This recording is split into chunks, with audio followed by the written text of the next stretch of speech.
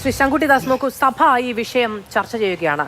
സഭയിൽ നിന്ന് ഒളിച്ചോടിയെന്ന് പ്രതിപക്ഷവും ഭരണപക്ഷവും പരസ്പരം ആരോപിക്കുകയുമാണ്. സ്വാഭാവികമായും ഒരു നിയമസഭാ തെരഞ്ഞെടുപ്പിന് തൊട്ടു മുൻപുള്ള സഭ എന്ന ഒരു പ്രത്യേകതയുണ്ട്. അതിനേക്കാൾ ഞാൻ വിചാരിക്കുന്നത് സ്വർണ്ണക്കൊള്ളയുമായി ബന്ധപ്പെട്ട വിഷയങ്ങൾ കത്തി നിൽക്കുമ്പോൾ വരുന്ന സഭ എന്നുള്ളതാണ്.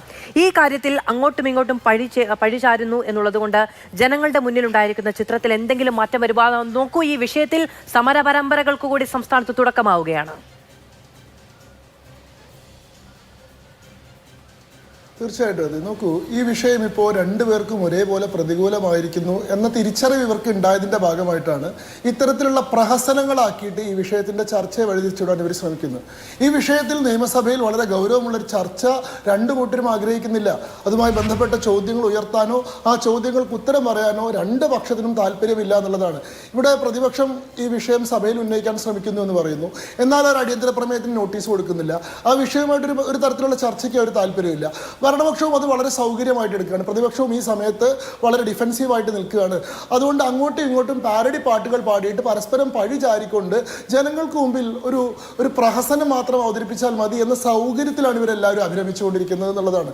അന്വേഷണം ഒരു ഘട്ടത്തിൽ എത്തിയതിനു ശേഷം പിന്നീട് എന്തുകൊണ്ട് മുന്നോട്ട് പോകുന്നില്ല എന്ന നിർണായകമായിട്ടുള്ള ചോദ്യത്തിന് ഇപ്പോൾ ഉത്തരമായിട്ടില്ല. ഇവിടെ ഈ പറയുന്ന ദേവസ്വം ബോർഡിൻ്റെ ഉദ്യോഗസ്ഥന്മാരിൽ നിന്ന് ആരംഭിച്ച് പിന്നീട് ദേവസ്വം ബോർഡിൻ്റെ മെമ്പർമാരിലേക്ക് എത്തി അതിനുശേഷം മന്ത്രിമാരുൾപ്പെടെയുള്ള ആളുകൾ ചോദ്യം ചെയ്യപ്പെട്ട ഘട്ടത്തിൽ നിന്ന് തന്ത്രിയുടെ അറസ്റ്റോടുകൂടി ചർച്ചകൾ മുഴുവൻ വഴിമാറിയതിനു ശേഷം പിന്നീട് മുൻപേ ചോദ്യം ചെയ്യപ്പെട്ടിട്ടുള്ള ആളുകളുടെ കാര്യത്തിലെല്ലാം എന്ത് സംഭവിച്ചു? ശങ്കർദാസിന്റെ അറസ്റ്റാണ് ഏറ്റവും അവസാനം. അദ്ദേഹം ആശുപത്രിയിൽ വെച്ചിട്ടാണ് അറസ്റ്റ് രേഖപ്പെടുത്തത്. കടകംപള്ളി സുരേന്ദ്രനെ ചോദ്യം ചെയ്തിട്ടുണ്ട്. അദ്ദേഹത്തിന്റെ അറസ്റ്റ് ഉണ്ടായിട്ടില്ല. ഈ പറയുന്ന PS പ്രശാന്ത് എന്ന് പറയുന്ന ആൾ ചോദ്യം ചെയ്യപ്പെട്ടിട്ടുണ്ട്. അതുമായി ബന്ധപ്പെട്ട അറസ്റ്റോ മറ്റു നടപടികളോ ഉണ്ടായിട്ടില്ല. ഇതുമായി ബന്ധപ്പെട്ട് VN വാസവനുമായി ബന്ധപ്പെട്ടിട്ട് നിരവധി ആരോപണങ്ങളും ഉണ്ടായിട്ടുണ്ട്. കോൺഗ്രസിന്റെ പ്രധാനപ്പെട്ട നേതാക്കന്മാർക്കെതിരെ നിരവധി ആരോപണങ്ങൾ ഉണ്ടായിട്ടുണ്ട്. അടൂർ പ്രകാശിനെതിരെ ആരോപണം ഉണ്ടായിട്ടുണ്ട്. ഈ പറയുന്ന ആന്റണിക്കെതിരെ ആരോപണം ഉണ്ടായിട്ടുണ്ട്. സോണിയാഗാന്ധിക്കെതിരെ പോലും ആരോപണം ഉയർന്നിട്ടുണ്ട്. ഈ കാര്യങ്ങളൊന്നും ചർച്ച ചെയ്യണമെന്ന് ഈ രണ്ടു കൂട്ടർക്കും ആഗ്രഹമില്ല എന്നതുകൊണ്ടാണ് കേവലം ഒരു പ്രഹസനം നടക്കുന്നത്. നോക്കൂ, നിയമസഭ എന്ന് പറയുന്ന ഇത്തരം വിഷയങ്ങൾ ചർച്ച ചെയ്യേണ്ട ഇടമാണ്. എന്നാൽ ചർച്ച ഇവരാരും ആഗ്രഹിക്കുന്നില്ല എന്നുള്ളതല്ലേ ഈ കാര്യം. അഭിഭാഷകൻ കൂടിയാണല്ലോ. ഒരു തവണ ചർച്ചയ്ക്ക് നോട്ടീസ് നൽകിയ സമയത്ത് ഇത് കോടതിയുടെ പരിഗണനയിലുള്ള വിഷയമായതിനാൽ ചർച്ച വേണ്ടതില്ല എന്ന നിലപാട് ഭരണപക്ഷം സ്വീകരിച്ചു. പിന്നീട് തുടർച്ചയായി അങ്ങനെ നോട്ടീസ് കൊടുക്കുന്നില്ല എന്നൊരു വിമർശനം പ്രതിപക്ഷത്തിന് നേരെ ഉണ്ടാകുന്നു. ഇതെങ്ങനെ സാധ്യമാകും?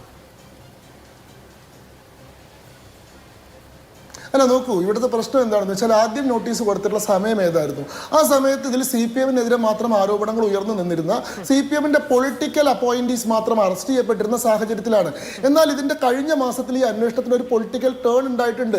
കോൺഗ്രസിന്റെ പ്രധാനപ്പെട്ട നേതാക്കന്മാർക്കെതിരെ ആരോപണം ഉണ്ടായിട്ടുണ്ട്. ഈ ആരോപണങ്ങൾക്കൊന്നും ഈ സമയം വരെ ഉത്തരം പറയാൻ ഇവരാരും തയ്യാറായിട്ടില്ല. ഇവിടെ ഈ വസന്ത് എന്ന് പറയുന്ന കോൺഗ്രസിന്റെ പ്രതിനിധി നിരവധി കാര്യങ്ങൾ പറയുകയുണ്ടായി. സോണിയാഗാന്ധിയെ വിമർശിച്ചത് ശരിയായിട്ടില്ല എന്നുള്ള തരത്തിൽ പറയുകയുണ്ടായി. പക്ഷെ ഇവിടുത്തെ ഏറ്റവും ബേസിക് ആയിട്ടുള്ള ചോദ്യം, ഈ ഉണ്ണികൃഷ്ണൻ പോറ്റി എന്തിന് സോണിയാഗാന്ധിയെ കണ്ടു? ആ ചോദ്യത്തിന് ഇതുവരെയായിട്ടും കോൺഗ്രസിന്റെ ഒരു നേതാവിന് ഉത്തരം പറയാൻ സാധിച്ചിട്ടില്ലല്ലോ. എന്തിന് ഈ ഉണ്ണികൃഷ്ണൻ പോറ്റി എന്ന് പറയുന്ന ആൾ സോണിയാഗാന്ധിയെ കാണാൻ പോയിട്ടുള്ള സമയത്ത് ഈ അടൂർ പ്രകാശിനെ പോലെ ആന്റണിയെ പോലെയുള്ള കോൺഗ്രസിന്റെ പ്രധാനപ്പെട്ട നേതാക്കന്മാർ ഇയാളെ അനുഗമിച്ചു. അന്ന് ഇയാൾക്കെതിരെ ഒരു കേസും ഉണ്ടായിരുന്നില്ല എന്ന് പറഞ്ഞാൽ ഈ പ്രതികൾക്ക് എല്ലാവർക്കും ഉന്നയിക്കാവുന്ന ന്യായമാണിത്. ഈ കേസ് 2025 മാത്രമേ ഉണ്ടായിട്ടുള്ളൂ. 2025 വരെ ഉണ്ണികൃഷ്ണൻ പോറ്റിയുമായിട്ട് ബന്ധപ്പെട്ടിട്ട ആളുകളെല്ലാം സ്കോട്ട് ഫ്രീ ആണെന്നുള്ളത് രണ്ടു കൂട്ടർക്കും ഒരുപോലെ സൗകര്യാനുസരണം ഉപയോഗിക്കാവുന്ന ഒരു വാദമാണ്.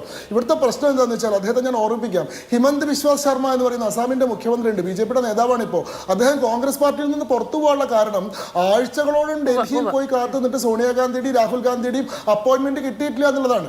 കേരളത്തിൽ നിന്നുള്ള മുതിർന്ന കോൺഗ്രസ് നേതാവായിട്ടുള്ള കരുണാകരൻ കോൺഗ്രസിൽ നിന്ന് മാറിയിട്ട് DICK എന്ന് പറയുന്ന പാർട്ടി രൂപീകരിക്കുന്ന സമയത്ത് അതിനു മുമ്പായിട്ട് ചർച്ച നടത്താൻ ഇതേ സോണിയാഗാന്ധിയെ പോയി കണ്ടിട്ട് അപ്പോയിന്റ്മെന്റ് എടുക്കാൻ ശ്രമിക്കുകയും അപ്പോയിന്റ്മെന്റ് കിട്ടാണ്ട് മടങ്ങി വരികയും ചെയ്തിട്ടുണ്ട്. നമ്മുടെ ആന്ധ്രാപ്രദേശിലുള്ള YSR റെഡ്ഡിക്ക് സമാനമായിട്ടുള്ള അനുഭവമുണ്ട്.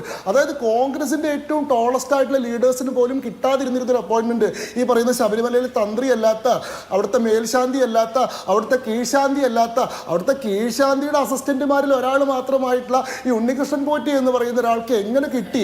എങ്ങനെയാണ് അയാൾക്ക് ഇത്രയും വലിയ ഹൈ പ്രൊഫൈൽ കോൺടാക്ട്സ് ഉണ്ടായത്? അയാളുടെ കൂടെ സോണിയാഗാന്ധിയെ കണ്ട് അനുഗമിക്കാൻ വേണ്ടി MP-മാരും കോൺഗ്രസിന്റെ മുതിർന്ന നേതാക്കന്മാരും എങ്ങനെ പോയി എന്ന ചോദ്യത്തിന് ഇവർക്ക് ഉത്തരം പറയാൻ സാധിച്ചിട്ടില്ല. അതേപോലെ തന്നെ വലിയ ഡിഫൻസിലാണ് CPM ഉള്ളത്. CPM-ന്റെ മന്ത്രിയായിട്ടുള്ള ദേവസ്വം മന്ത്രിയായിരുന്ന കടകംപള്ളി സുരേന്ദ്രൻ സുരേന്ദ്രൻ അയാളെ അങ്ങോട്ട് വീട്ടിൽ പോയിട്ടാണ് കണ്ടിട്ടുള്ളത്. അത് ഒരു തവണയല്ല കണ്ടിട്ടുള്ളത്, 2 തവണയാണ് കണ്ടിട്ടുള്ളത്.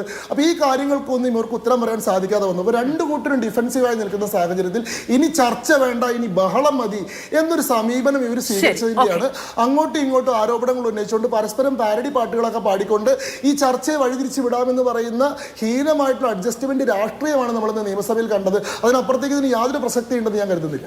ശരി.